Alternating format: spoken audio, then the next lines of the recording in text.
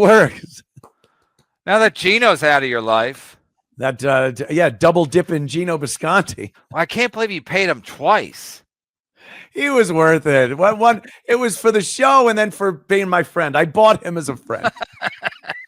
Okay, so speaking of that, Johnny was saying, because I thought you guys were, when Compound Media started, you guys were doing great, correct? Yes, yes. And then Johnny said when you got the studio in Manhattan, you know, but that didn't really set you back. You were still killing it, right, when you got the studio originally, right? Yeah.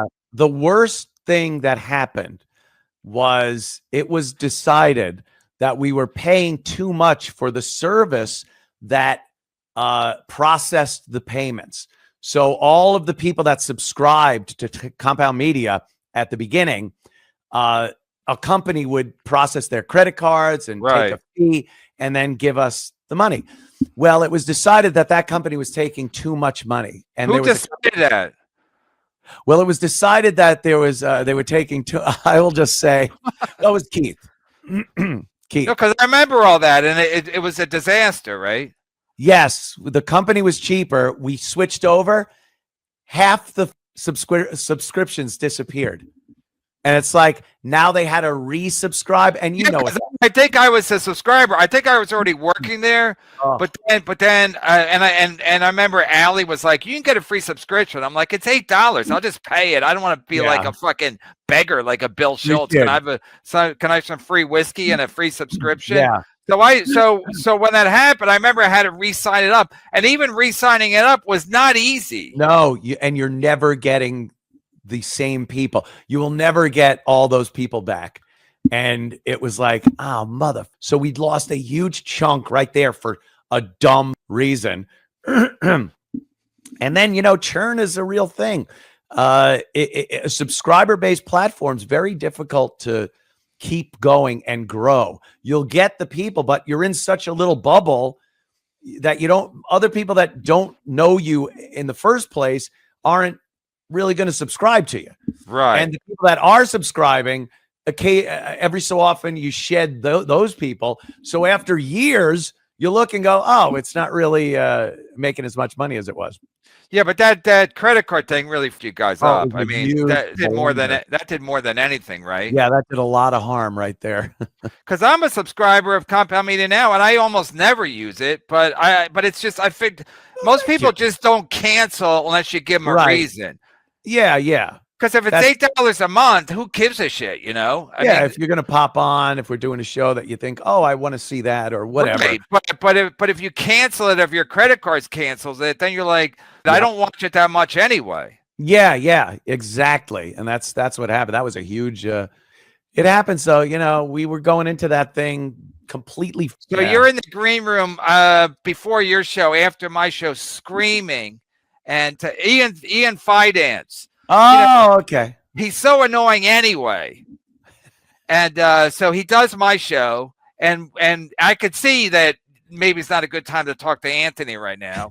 You're the door, I think, for the control room is open, but you're literally screaming like, "Oh, fuck it. If I have to go down there myself and fuck people up, I will." So Ian's like, Ian goes, he's trying to get your attention. You have your back to us. And he's like, Anthony. And I'm like, what are you doing? And then you turn around and you're like, what? And he's like, thanks for having me. You're like, get the fuck out of here. Out of here, you fruit. I was like, talk about a guy who can't read a room. Right? Ian, I'm yelling, read the room. You don't even get mad that much in public, but you were fucking furious. And he had to insist on saying goodbye to you. I was like, this guy's an idiot. Jesus Christ. My God. I was going to hope you're going to take it out on him or something. Yeah. Okay, so speaking of money, how much money do you have? I mean, you have enough to pay Gino twice? You must be doing pretty good. I was doing really well back in, the WNEW days and Sirius XM days. And I had a Jew accountant and an investment guy that made sure that, and my agent, my Jew agent also, Bob Eatman, they made sure that we put money into a who did you say we? You said me and Opie? Me and Opie. Yeah, he was. We had the same finance guys. We made the same amount of money. Me and Opie never made different amounts of money. Do you think that was cool for Opie to do that, since he basically started it and then you joined him? That you guys are like a band and you always got equal pay. Did you thought that was a solid for Opie to do it? Yeah, he probably could have, especially early on. I think at AAF in Boston, he was making more than me because I had never done radio before, and it wasn't even him. It was management said, "No, we're going to pay him this. If he does well, we'll bring his pay up." Right, because he already had a contract, right? Or well, he was established and you were brand new. So yeah. So I get that. But after Bob Eatman started representing us, we were sold as a duo that made the same amount of money. And then when we started making a fuckload of money, and it's fucked up because at NEW, when we first started, our paychecks were in our mail cubbies, just like any gig. You'd go and get it, and we were making a lot of money then, and it was fucked up to see a check that big. And I'd go to the bank and deposit and take out some cash and do what I do. And then we signed this literally a multi-million-dollar contract. And Bob Eatman goes, "Okay, here's how it works. We put it into a diversified investment. It's tax exempt until," and I got mad. I'm like, "No, I want my money. I want." Like I would just get my $1 million a week or something. And, no, you like the routine of going to the bank and pressing the teller, getting some cash back. Yeah. Oh, I'd have pissed it all away. I would have pissed it all away. But they put it in, invested it. And, how many years later, I still have plenty of money to live the rest of my life very comfortably. So, yeah, I did very well and had people watching out for me financially. And without the overhead of Compound Media, I actually make money doing my show now. So, oh wow, it worked. Anthony Cumia sent a super chat. Weird how a media empire run by a cop didn't last. Jerry the Firefighter founded HBO, and it's going. Maybe if we'd had Chad on air a dozen more times.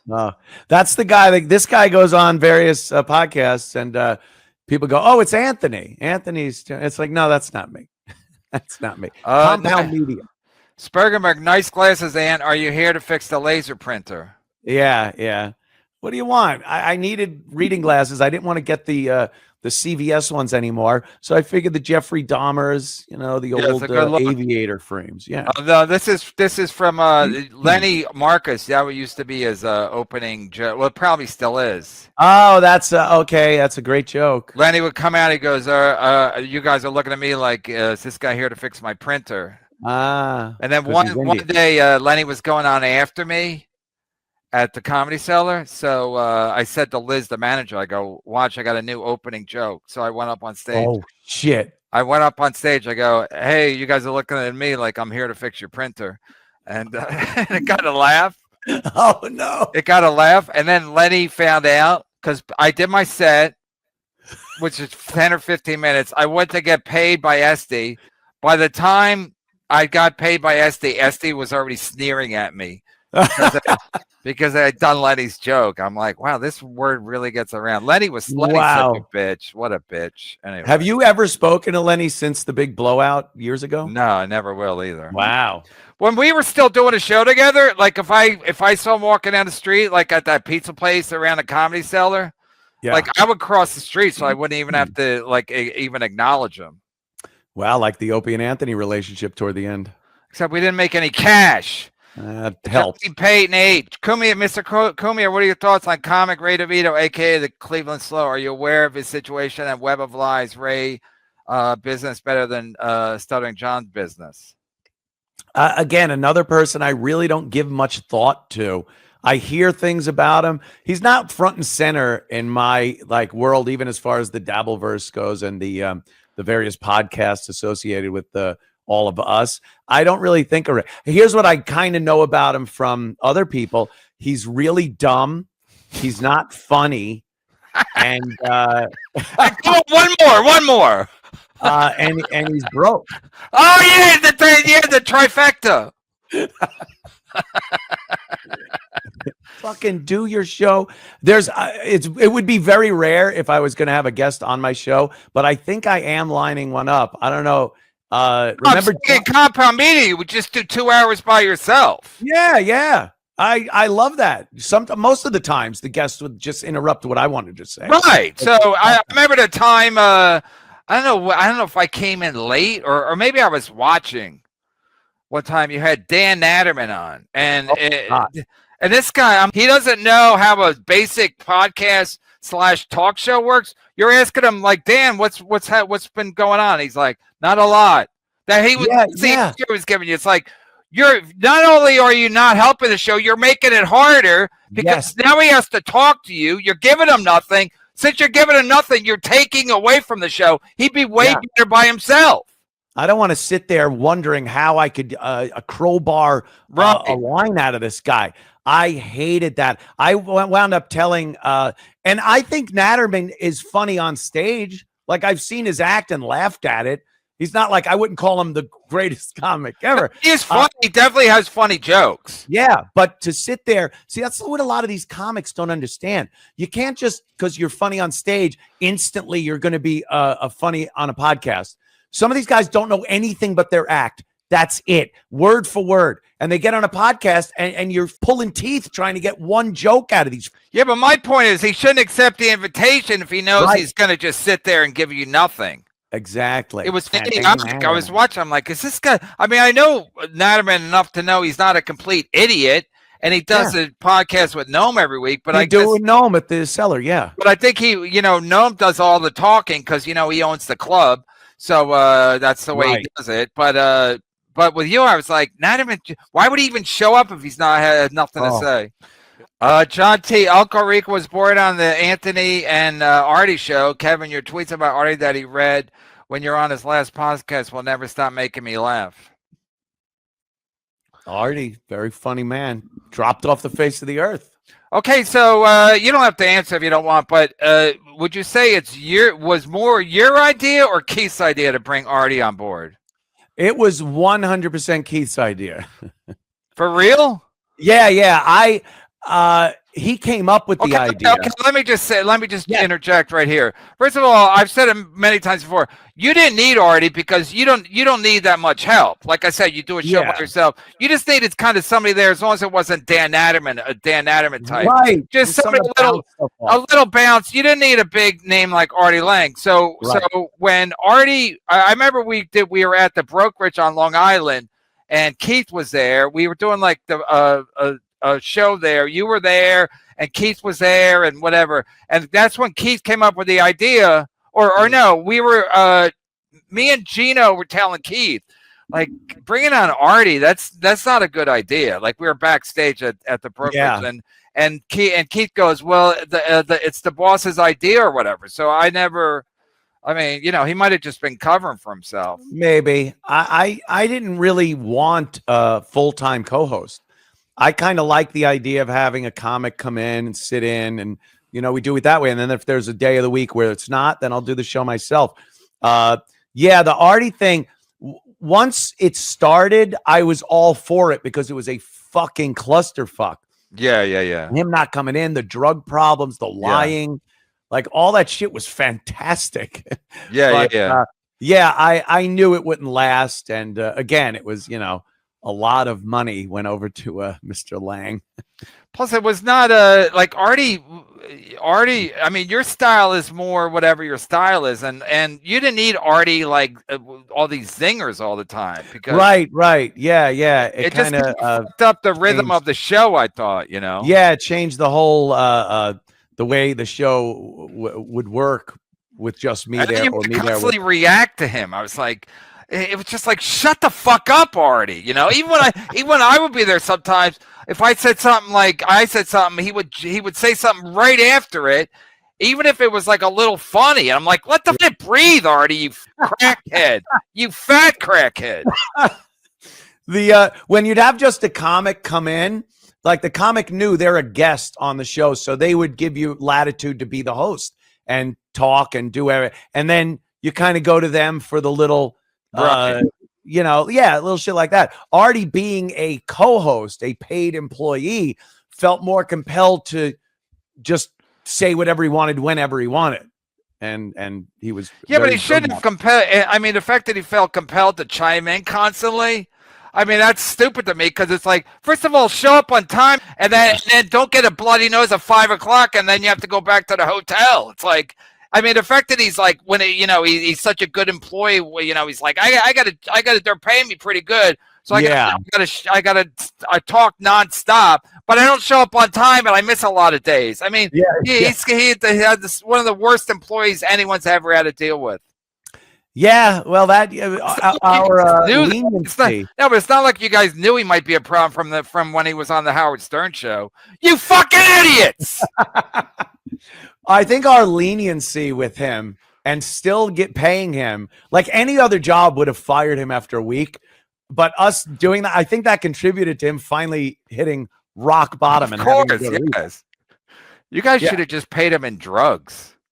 I think that happened a couple of times. I can't be sure. I mean, you're basically like, we want to kill this guy. We want to keep giving him money for drugs. I mean, it was brilliant. Oh yeah, he would come to my apartment for $20. He'd be like, "You got a 20, Anthony?" And then once he'd get to the apartment, it went from 20 to a 50, 100.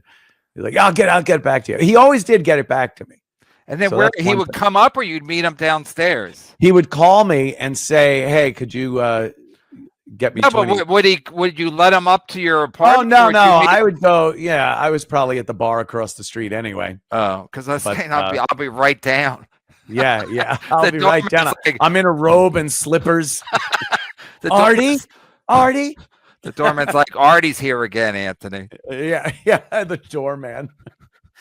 Mr. Lang here for you. He's bleeding all over the foyer. I think he did say that when we were doing a Man Great read. Whenever I would do a commercial read, I would cringe just thinking of how Artie's going to f this client up and lose the account. I just can't imagine being such a junkie that you can't even leave your house. Like Artie doesn't even leave his house now because, like, I guess his mom won't let him because they're just afraid of. As soon as he gets out of the side of his house, he'll just start doing drugs or trying to buy drugs. Yeah, I don't think I've ever seen such an addict in my life. Like after this many years, you think you'd get it in your head. You go out and go, no. There were real scumbag fans though. We did a gig in Atlantic City, and Bob was there. It was Levy and Artie. And the fans know how bad Artie is with drugs and everything. And they were just handing him cocaine and weed and shit. It's like, dude, why not just stab the guy? Yeah, that's what they did to Hedberg when he was finishing up. Like he would be like passed out on stage, like doing his jokes, but barely. Like he was so fucked up, he was laying on the stage, and they would throw drugs on the stage to him. And I guess they thought they were being funny, but now he's dead. Yeah, good job. Oh yeah. Since you like young gals, we all know your affinity for young gals. When you 5 now, huh? My girlfriend's 35 now. We've been together for many years. So yeah, but you're still almost twice her age. I had a rep. That is true. Were you twice her age when you guys met? No, I think she was like 23. So you're more than twice her age. 20. Well, that changes, doesn't it? You don't always. It does, but when you meet, you're twice her age, and then eventually she'll catch up to you. Yes, I mean, eventually she won't. She'll be more than, because now she's 35 and you're not 70. So, but before when you met, you were twice her age, right? You're a math whiz. I really am. I do a lot of math with my free time. Absolutely. I was twice her age. So that's good. That's good. I think that all men should seek someone like that. I think you're right. The flip side. When you do events with Carl and you see his wife, are you disgusted? Do you want to just go, tuh? No. Sick. He's a sick man. He's hiding something. I have been out with Carl and his wife. We have gone to, we went to Disney when we were down in Florida together with Missy and his wife and Carl. I had a great time. She is a very, very sweet lady. And did she give you some butterscotch candies? Is that the gag? That's what all women do. They always have butterscotch. They bring out the little Werther's originals. of Werther's Original. Yes, sir. For Christmas, they give you ribbon candy that cuts your mouth.